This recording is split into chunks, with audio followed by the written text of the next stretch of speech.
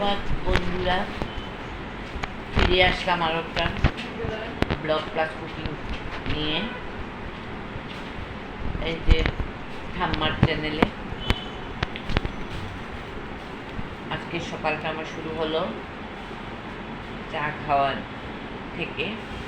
অনেক দিন পরে আমি আপনাদের সাথে এই ইয়েটা শেয়ার করি নাই। এই সাবেকি আমার চা আর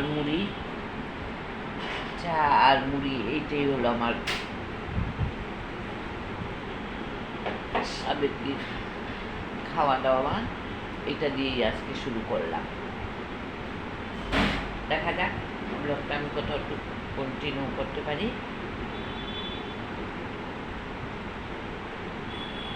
আপনারা আমার সাথে থাকবেন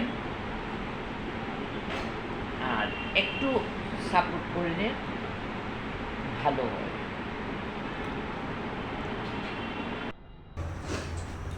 আমাদের বাজারটা সকালবেলা হয়, তো সকালে বাজার থেকে এটা আমরা বলি ডুগি,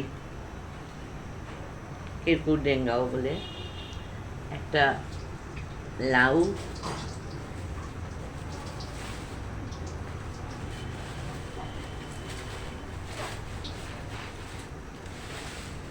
লতা,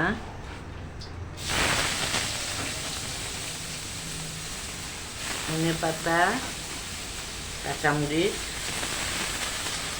এখানে কী কী আছে, এখানে দেখতেছি আমরা, এই খাট্টা খাওয়ার উপযোগী আমরা, ভেন্ডি,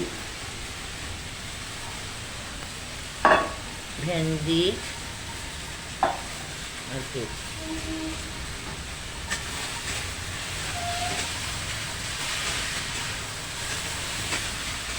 কুমড়ো, পেঁপে, করলা, কারকুল, পটল,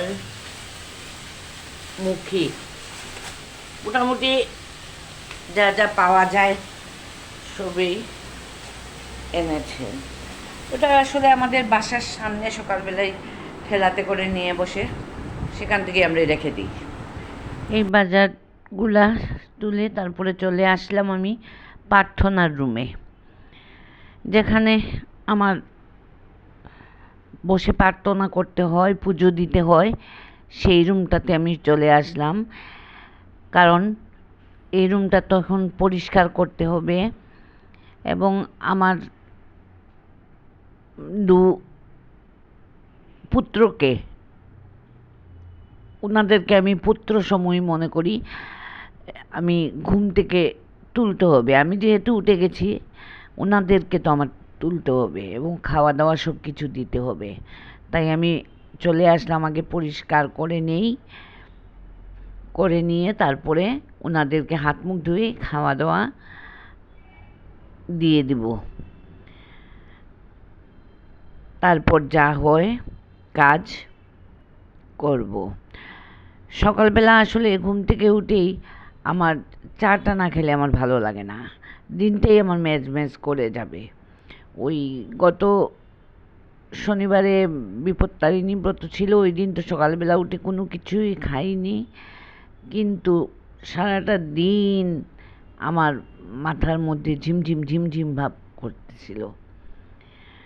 সেজন্য ঘুম থেকে উঠেই আমি আগে চা 1 কাপ খেয়ে নিই, ওইটাই আমার ইয়ে।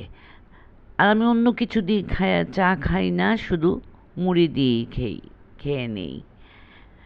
এদিকে তো দেখতেছেন আমি ঠাকুরের কাজ করে এখন হয়তো আমি চলে যাচ্ছি ফুল তুলতে। আপনারা দেখুন, আমার আসলে করবী, হলুদ করবী, সাদা করবী, অনেক ফুল ফুটে। এটা একটা ইয়ের মধ্যে লাগিয়েছি, মাটি ভরাট করে কতখান জায়গায়, ওই জায়গাটাতেই আমি এই দুটো গাছ, সাদা করবী আর হলুদ করবী, প্রচুর ফুল ফুটে। 2-3 বাসায় দেওয়ার পরও গাছে থাকে।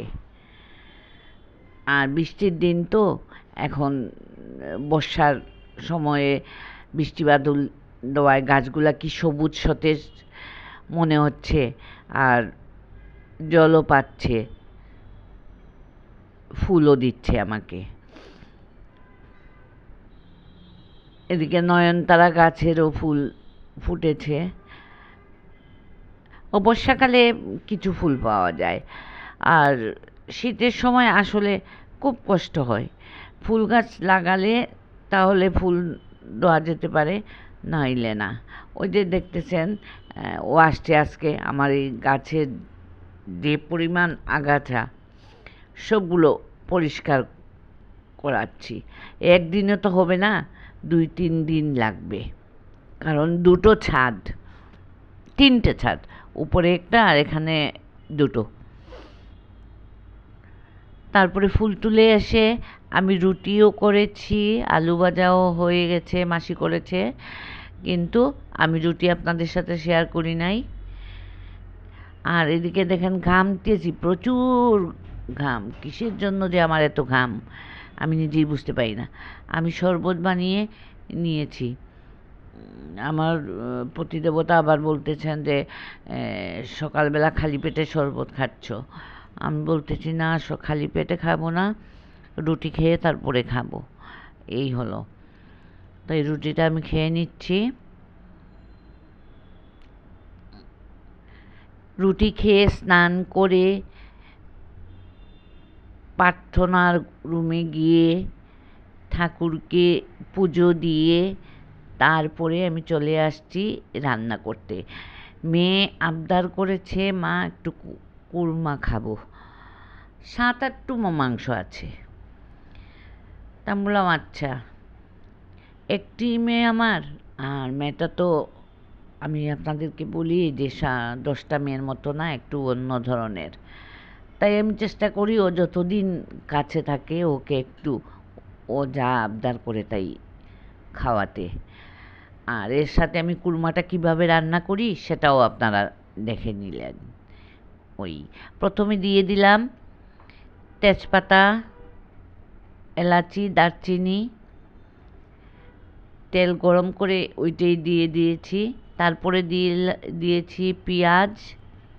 আমি আবার পেঁয়াজের আগে রসুন দিই না।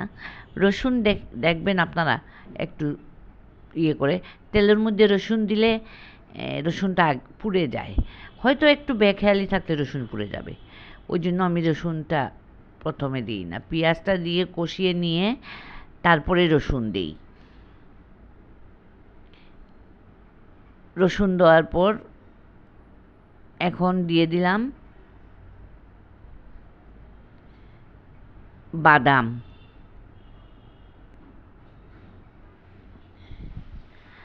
আর মেয়ে আলু খেতে ভালো পায়। কুরমাটা সাধারণত আলু দেওয়া হয় না, আমি সেটা জানি, এবং আমি এমনিতে রান্না করলে দিই না। ও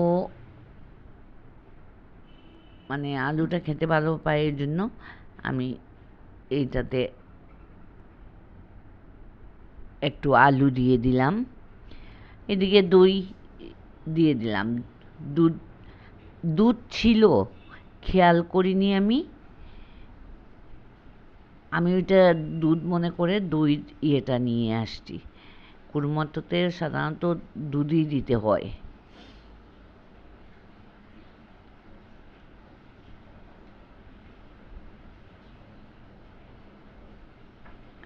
আর দুধ ওইগুলা নামানোর আগেই দেওয়া উচিত, নতুবা কড়াইয়ের নিচে ইয়ে হয়ে যাবে, লেগে যাবে।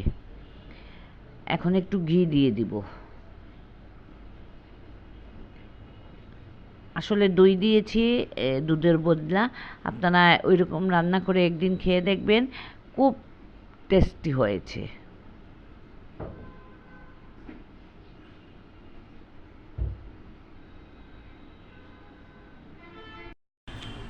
এটা আসলে কুকিং চ্যানেল বলুন আর ব্লগই বলুন, আমি আজকের মতো এখানেই শেষ করে দিলাম। যদি আপনাদের ভালো লাগে তাহলে একটা লাইক, কমেন্ট, সাবস্ক্রাইব করে দিবেন। আর সাবস্ক্রাইব করতে তো কোনো টাকা পয়সা কোনো কিছু খরচ করতে হয় না। একে একে একে এক একজনকে যদি একটু হেল্প করা যায় তাহলেই তো সবাই এগিয়ে যাওয়া যায়। এখানেই শেষ করছি।